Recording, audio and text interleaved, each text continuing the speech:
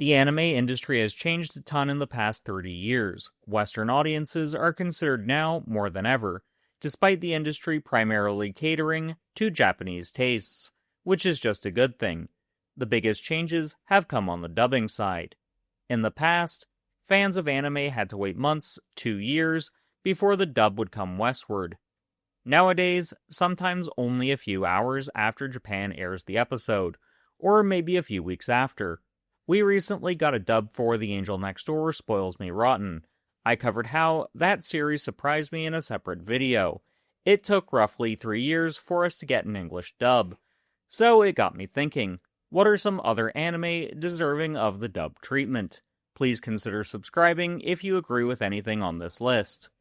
So for my first pick, we're going with Bocchi the Rock. For those unaware, Bocchi the Rock is from the cute girls doing cute things subgenre. The primary one is slice of life and comedy. The anime originally premiered in the fall and early parts of winter 2022. The show became a runaway success, to the point you'll still see gifs of Hitori Goto, nicknamed Bocchi, used in online discourse.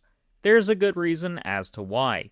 Bocchi the Rock is one of those anime that doesn't take itself too seriously, and uses the fact Bocchi is a highly anxious character to do wacky and creative things for visual gags, oftentimes elevating the comedy beyond what was present in the manga, which is really sedate by comparison.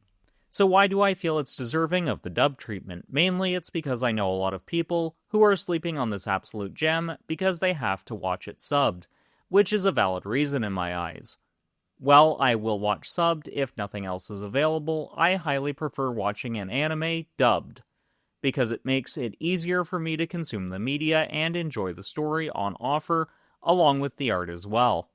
Bocchi already has an insanely large audience despite that limitation, so it makes a ton of sense to dub it, since that would greatly expand the amount of people watching it, which means we'd see another wave of popularity for it.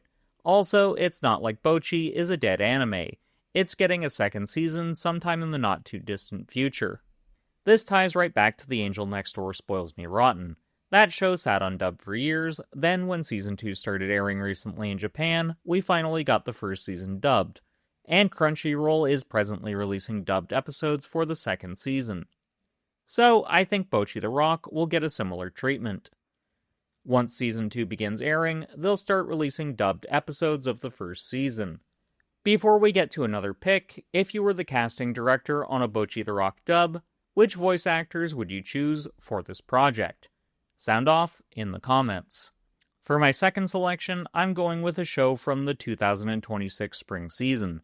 Specifically, I'm picking I Made Friends with the second prettiest girl in my class. I have to say, I'm sick of these motherfucking light novels and their motherfucking long-ass titles. Rambling aside, I've been reading the manga for this one recently, and this series is something special.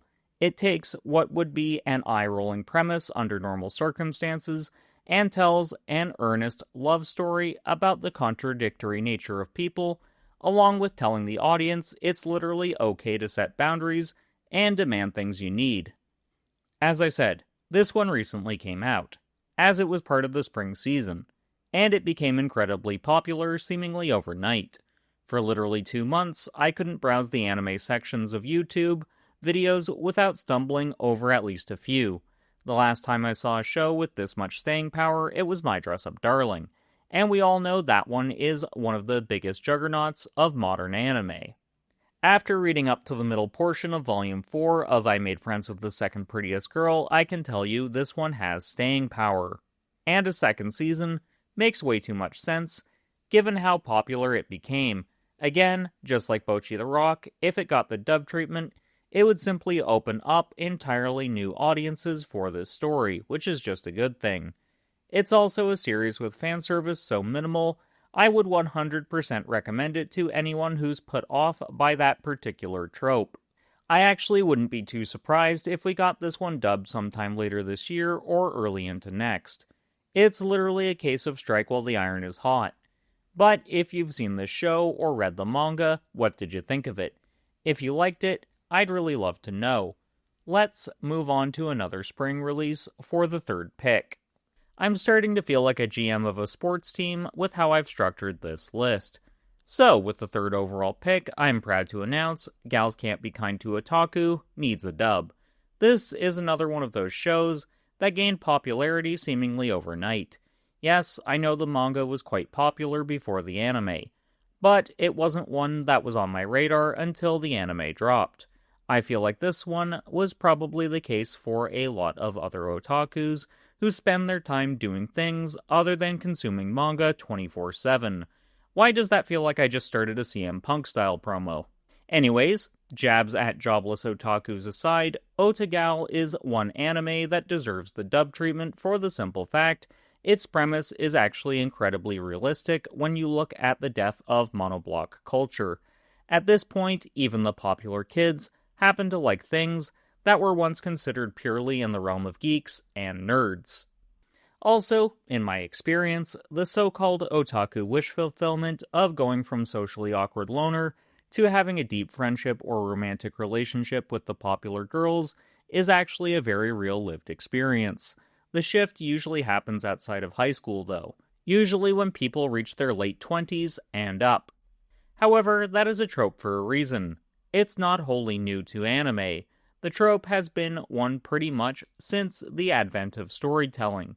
People are just vocal about it now because the internet exists, and it gives everyone a bloody platform, meaning we're more likely to see detractors of tropes than we did in the past when print and broadcast media used to gatekeep this sort of thing. Given Otagal was so popular, I think it's safe to assume it's going to get a second season, and thus will get the same treatment as The Angel Next Door.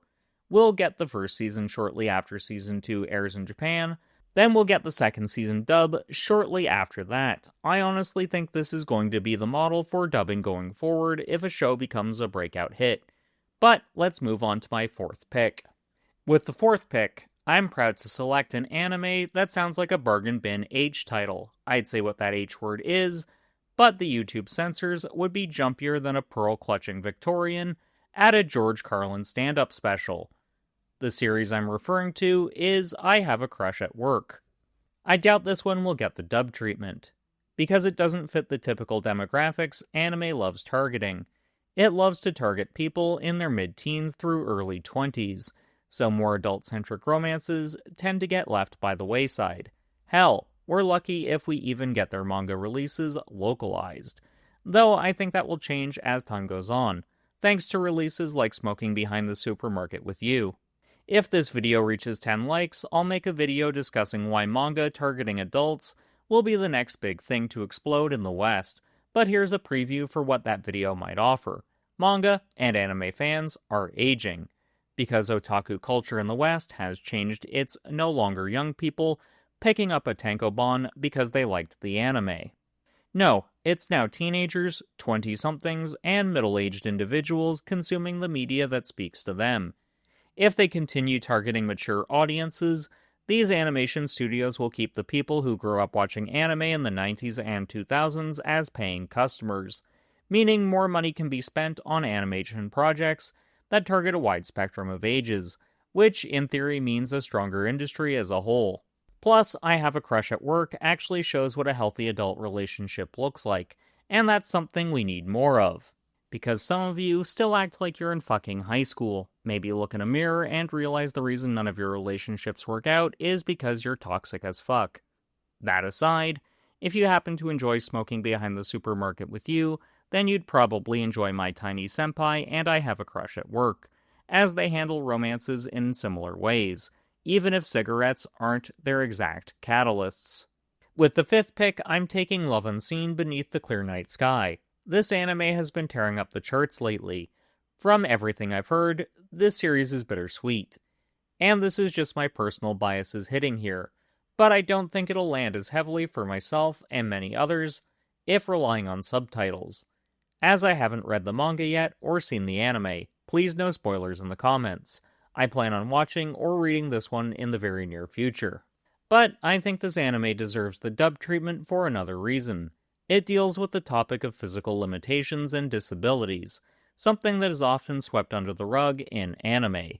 Before someone comes at me in the comments and says I'm being a social justice warrior for wanting disability representation in anime, just shut up. I have a disability, and representation is more important than you realize. If an anime depicts a disability with empathy, it could inspire a real person with a disability to do something amazing, and that's powerful and important. Plus, like I said, this feels like a story that'll hit harder if it's dubbed, as it'll free the viewer to actually look around the frame and spot little details they would miss if they had to read the caption. So for my sixth pick, we're going with Chitose is in the Ramune bottle. This is another one that got popular in the not-so-distant past. The first cour ran from October of last year through March of this year, with the second cour slated for October of this year. I'll be honest, I don't know a whole lot about this one, other than a few of my friends have said I'd really love it. I want to watch it, don't get me wrong. But the issue comes down to the fact I often find watching an anime subbed is a barrier to entry. But that's a discussion for another time. I think it's probable this anime does get the dub treatment later this year, given it was split into two cours. So it'd make sense for Feel, the studio behind the production, to commission an English dub for the first cour while the second one is airing. Then drop the localization for the second cour a few months later. Are you seeing a pattern yet, or am I just crazy? It feels like a lot of studios are waiting to drop dubs, usually based off second season rollouts. Anyways, keep your eyes peeled for localization news, I guess. For the seventh pick, we're going with a series that dropped its first season back in 2023, and it's one that is seemingly popular. However, fans have debated for a while whether our dating story, The Experienced You and The Inexperienced Me, will get a second season. Also, Jesus fucking Christ, these titles really will turn me into Samuel L. Jackson. It's like these things are fucking paragraphs. I'm personally 50-50 on whether this anime will get a dub or not. On one hand, I think it's an interesting enough premise to warrant it. On the other hand, it's debatable how much it'd move the needle in terms of manga and light novel sales if it did get one. Don't forget, at the end of the day, anime is primarily a marketing tool for the manga or the light novels, if that's the medium it's adapting from. Which means, if a manga didn't see a significant enough sales bump post-anime, then it's probably not getting a second season, or additional ones if it happens to already have 2+ seasons of content. In all honesty, if this one doesn't get the dub treatment, I'll just watch it with subtitles, even if that means I'll have to watch it at a much slower pace. With the eighth pick, we're running with Oreimo. It's a series I recognize just because of the heroine, as art of her gets shared around periodically. It's based off a light novel series that ran from August 2009 and concluded its run in September of 2021. There was also an anime that ran from October of 2010, concluding in December of that same year. So, what's the series about? Ultimately, it's about family. And no, I'm not using it in the same way the Fast and the Furious franchise uses it. It's about a brother and a sister who have a strained relationship. Then the brother, named Kyosuke, discovers his sister is an otaku, who enjoys the same type of media Marin Kitagawa from My Dress Up Darling enjoys. I'd say the bloody name, but it's a term YouTube doesn't like. So if you want to know the term, Google searching is your answer. It's a comedy, so a lot of the fan service is going to be campy and meant for laughs. But it seems like the plot for this one has a lot of heart, and that's something I'm personally interested in. However, given how old the anime is at this point in time, it's highly doubtful it'll get the dub treatment. But I wouldn't be surprised if it ends up getting a remake akin to what Fruits Basket got. Hopefully, a remade anime would adapt all 17 volumes of the light novel. However, that is doubtful, given anime is mostly a commercial for either the light novel or manga it's adapting. We rarely, if ever, get a series done to completion. Ones like Rascal Does Not Dream are a real rarity. The ninth pick comes from one of my friends. They also suggested the previous entry. For this one, we're going with OniAi, which is actually a series I've never heard of until my friend suggested it. The premise for it is not one I would normally go for, since I don't really like anime where the sister falls for the brother. I only tolerate it in something like Alya Sometimes Hides Her Feelings in Russian, because that comes off more like siblings teasing each other. But if I'm being honest, the storyline in Rashidari is a lot of fun, and it has some actual emotional depth when you realize how traumatized both Alya Kujo and Masachika Kuze happen to be. When I saw the syscon aspect of OniAi, I nearly rolled my eyes. But then I looked at the plot summary and realized there might be some depth to it. My friend who suggested it also mentioned an interesting tidbit of information. Apparently it was the first sub-only project released by Funimation. The art style also looks nice, so that is something else to consider. The light novel from which this anime is based ran from December of 2010 through January of 2019. It also has 2 manga adaptations. The anime released between September of 2012 and concluded in December of that same year. I'll probably check this one out, but I'll admit it's definitely lower on my priority list than some other anime out there. If you've seen it, what did you think of it? So, this is an anime that friends have been suggesting to me for a while. Young ladies don't play fighting games. They suggested it to me because they know I adore fighting games. The manga began publication in January of 2020. It also had an 8-episode run as a TV drama in the summer of 2023.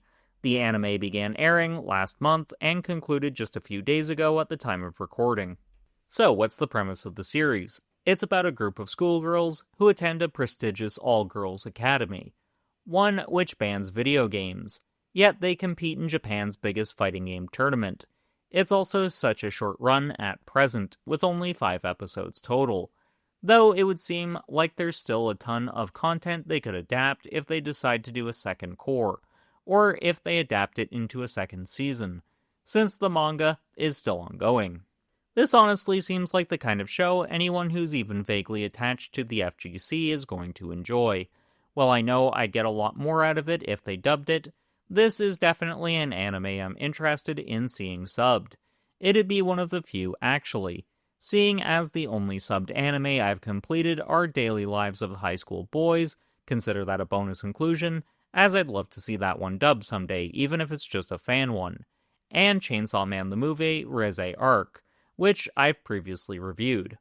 Also, if I'm being honest, while young ladies don't play fighting games may sound like a niche premise, it's not really once you consider it's technically part of the cute girls doing cute things genre, and it's tapping into a specific aspect of otaku culture. Those aspects alone means it'd find a pretty large audience if it did get dubbed. Since, like I pointed out in the first entry, cute girls doing cute things is presently pretty popular, thanks to series like Bocchi the Rock or even K-On! Before it. So, those were just the ones I could think of. Do you feel like I missed any? If so, let me know in the comments and maybe I'll do a part 2. Anyways, consider checking out one of my previous videos, or maybe check out one of Matt's next. For Blended Universe, this has been Colin.